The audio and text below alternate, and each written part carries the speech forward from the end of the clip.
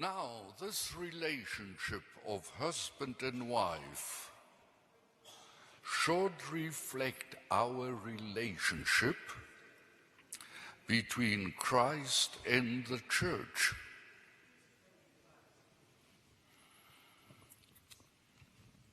The man should be a picture of Christ to the world and to us. And the wife should be a picture of the church. If I want to see what my relationship with my Lord should be, I can look at you women, how you live with your husbands, and that's how my relationship be with the Lord Jesus Christ.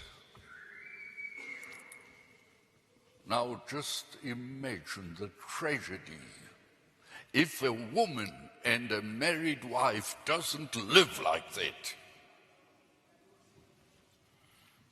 It's a curse.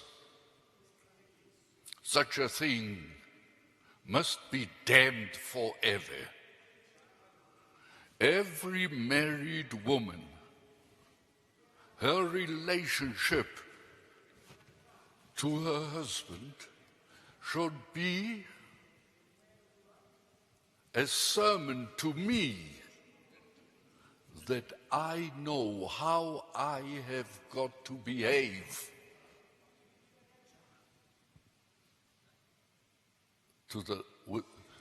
in obedience to the Lord Jesus Christ. Charles III of the Belgian Congo at that time said, when his co-workers were not married, they were on fire, they were aflame, they were sharp for God. But when they got married, they became blunt. What a terrible thing to hear.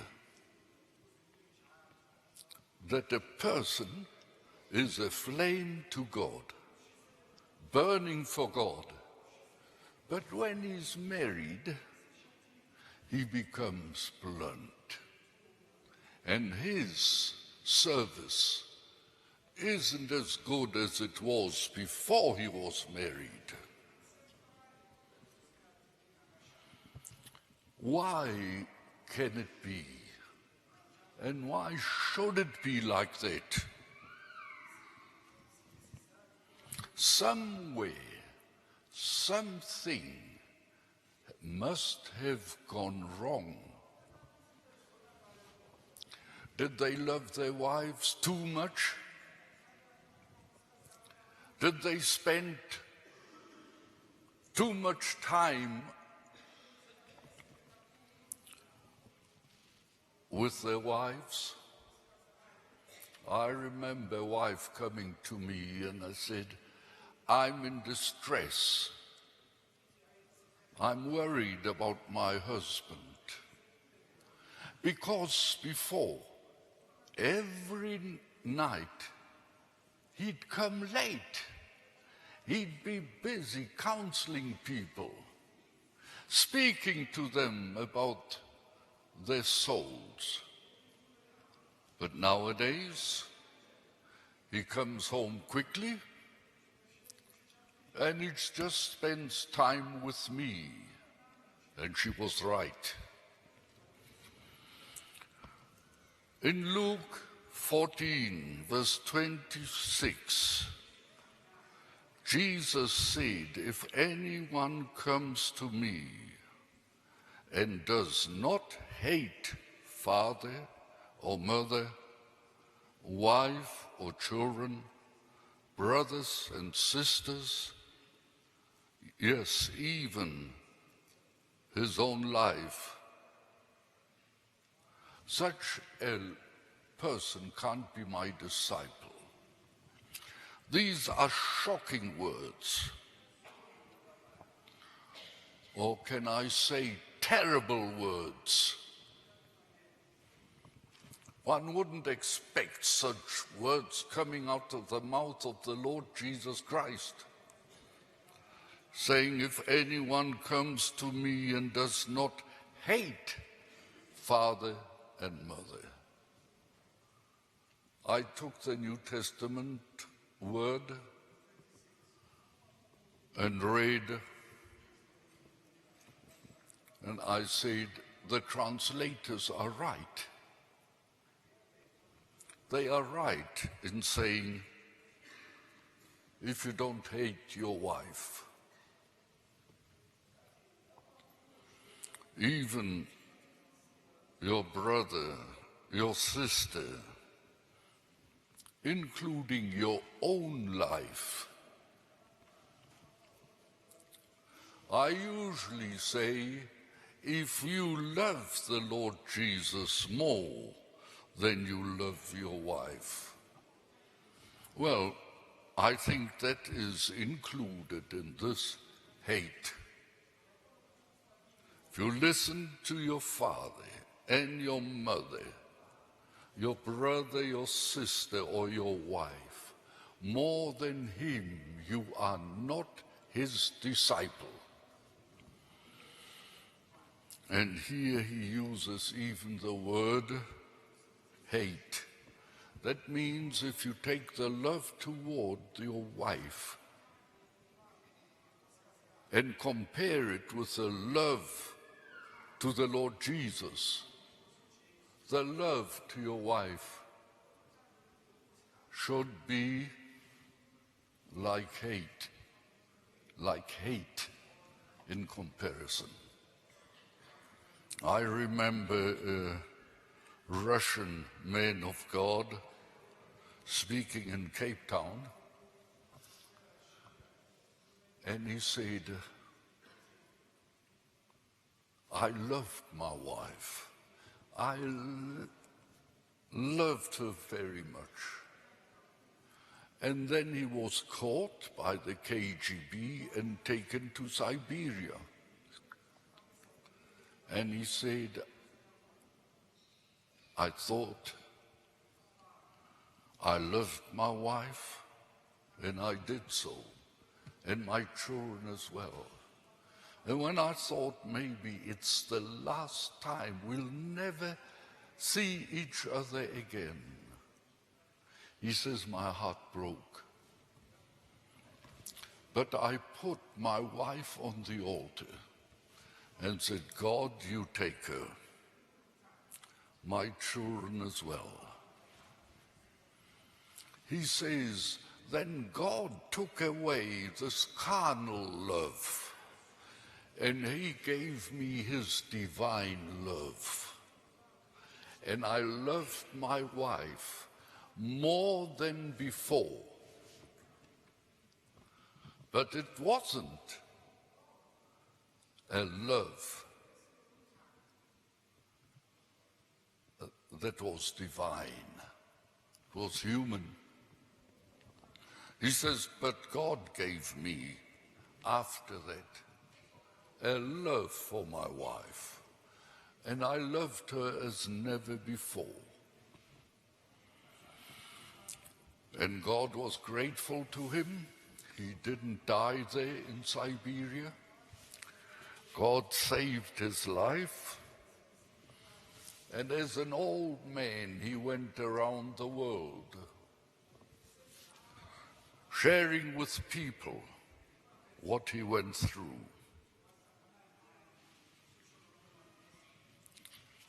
After that experience. Now God has a plan and has got a way for every man, how he should live. A man need only to take Ephesians 5:32. It's so clear and so plain. the kind of life a man should live concerning his wife. And he uses the example of Christ. As Christ loved the church and gave herself for the church, that he might sanctify and cleanse her and make her holy.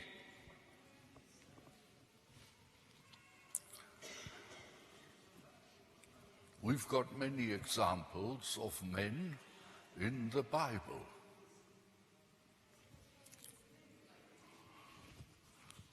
That loved God more than they loved their wives. The Lord said, remember Lot's wife. Lot was going with his wife and 2 daughters. When fire and brimstone came down upon Sodom and Gomorrah, all the homosexuals and lesbians, his wife turned around, and she turned into a pillar of salt. And Lot, I marvel at that. When he didn't hear his wife anymore, didn't hear her footsteps, or her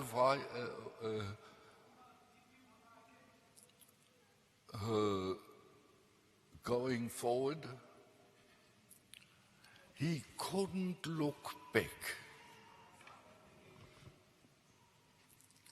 At that time, he had to hate her. If he would have looked back, he would have turned into a pillar of smoke as well.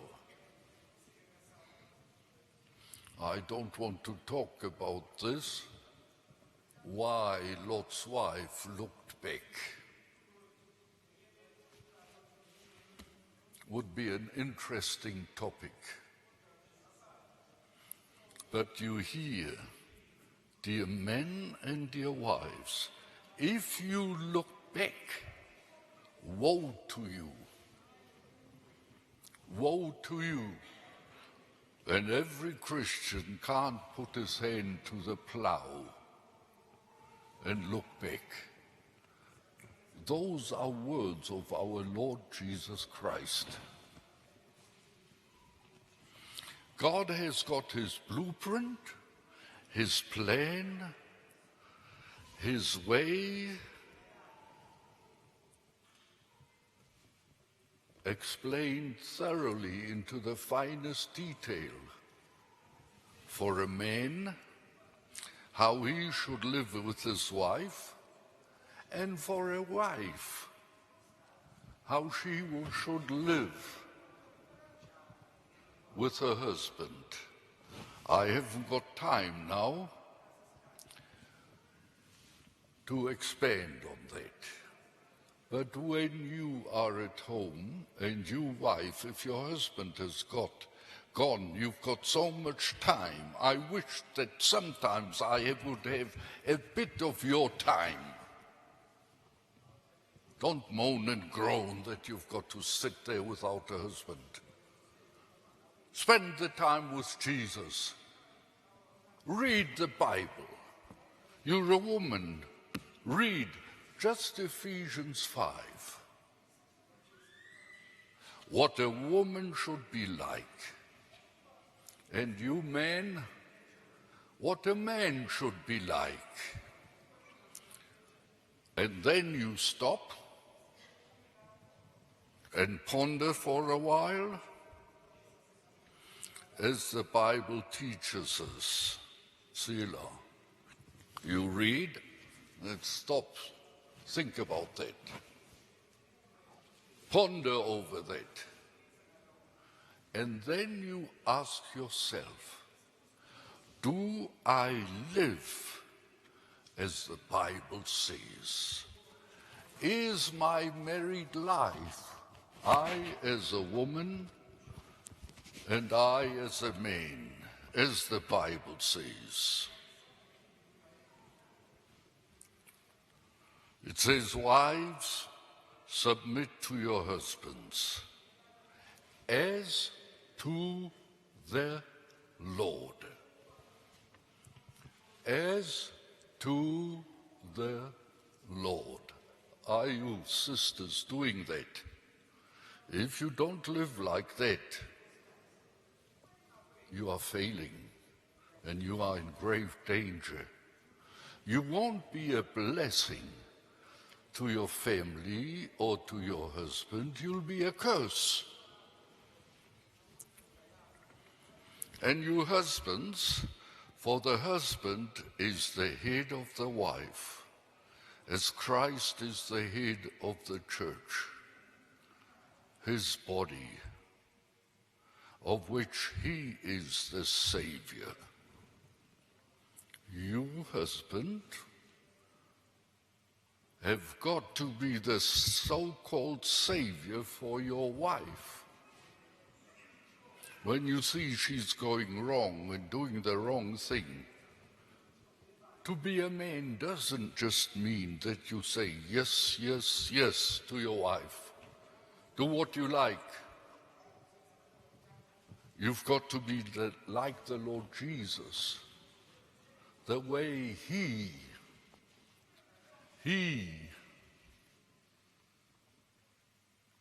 is with us.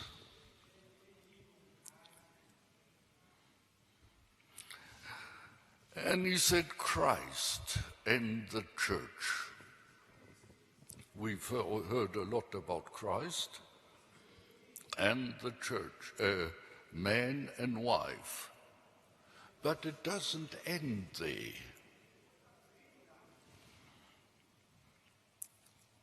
I said, what was it that Charles Studd said his young workers, co-workers, when they were unmarried, they were sharp. But when they got married, they became blunt.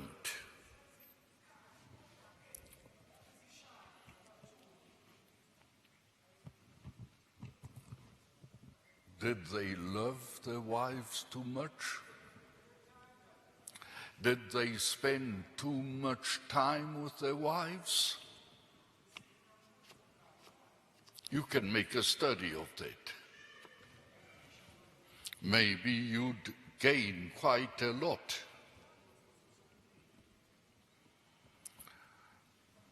If the relationship is not as God requires it to be, we won't be a blessing to our partner. She'll be nothing more than an idol, than a god to you. And the Bible says that the very first commandment, we mustn't have other gods. So don't make a god of your wife or your husband.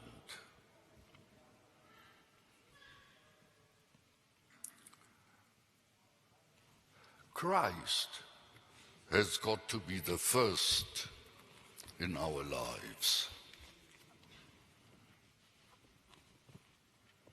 Christ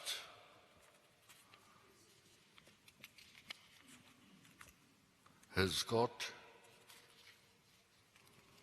to lead and guide us and teach us how we should live with our wives.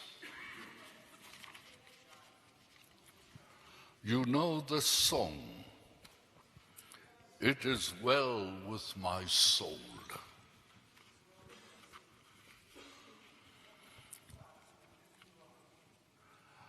I would just like to tell you a bit about the background of this hymn. It was written after a traumatic event in Spafford's life. The first was the 1871 Great Chicago Fire, which ruined him financially He had been a successful lawyer and had invested significantly in property in the area of Chicago.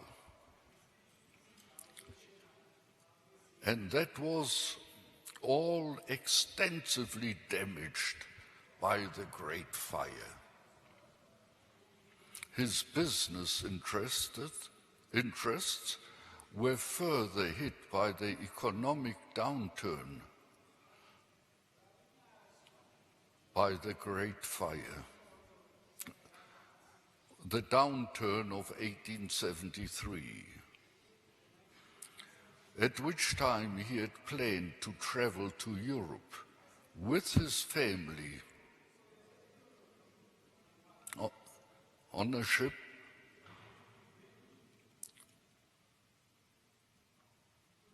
and then, because of circumstances,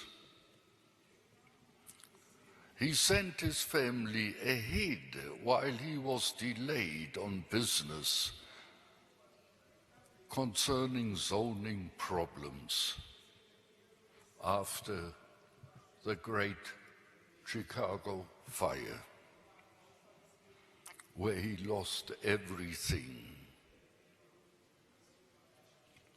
While crossing the Atlantic,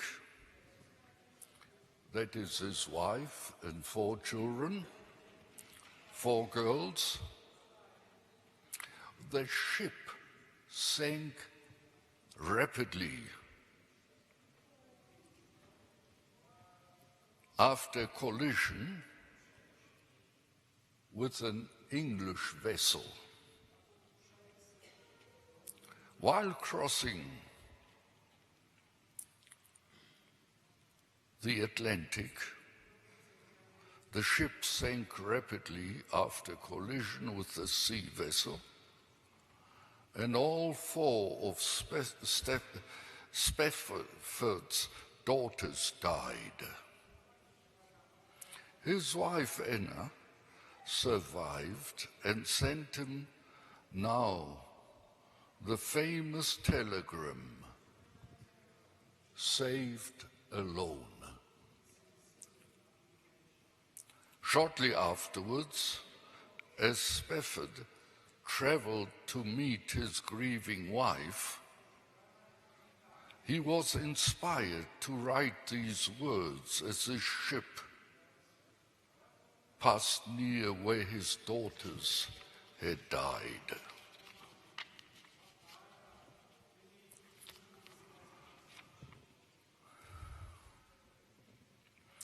The Spaffords later had 3 more children. On February 11, 1880, their son died at the age of 4.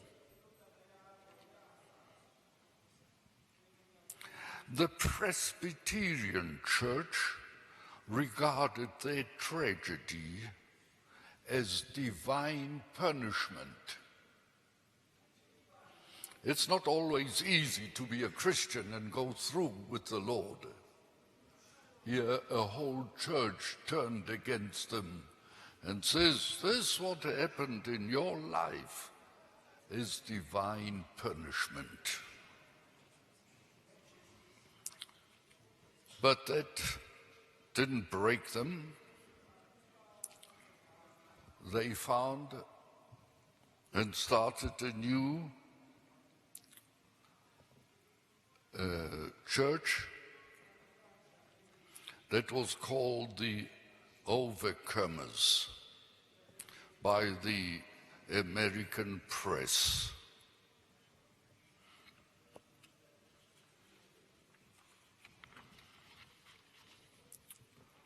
And when he heard, you got that message, saved alone. And he followed immediately, and when he came to the place where his 4 children had died, then He said, when peace like a river attendeth my way, when sorrows like sea billows roll, you know the waves of the sea. Whatever my lot thou hast taught me to know, it is well with my soul. And the refrain, it is well with my soul, it is well with my soul. Though Satan should buffet, though trial should come, let this blessed assurance control that Christ has regarded my helpless estate and has shed his own blood for me and for my soul. My sin, oh, the bliss of this glorious thought, my sin, not in part but the whole, is nailed to the cross, and I hear it no more. Praise the Lord, O my soul. For me, be it Christ, hence to live in Jordan above me shall roll. If Jordan should above me roll, no pain shall be mine, for in death as in life, thou wilt whisper thy peace to my soul. But Lord, 'tis for thee, for thy coming we wait. The sky, not the grave, is our goal. O trump of the angel, voice of the Lord, blessed hope, blessed rest in my soul. And Lord, haste the day when my faith shall be sight, the clouds be rolled back as a scroll, the trump shall resound, and the Lord shall descend. A song in the night, O my soul, it is well with my soul, it is well with my soul. That's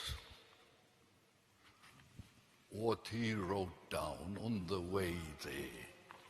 And when he got to the place where his children died, he wrote down this hymn, it is well with my soul. The Christians couldn't understand it. They said, there's something wrong with you. This is punishment. They said that like Job's 3 friends. But in all the churches, in all the hymns, there is still that song sung today and written this very time. What happened to the others that found fault with him and it said it's judgment? They just vanished.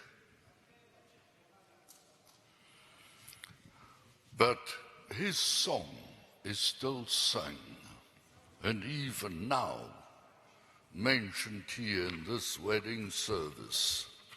It is well with my soul. When God had taken his children and just left his wife,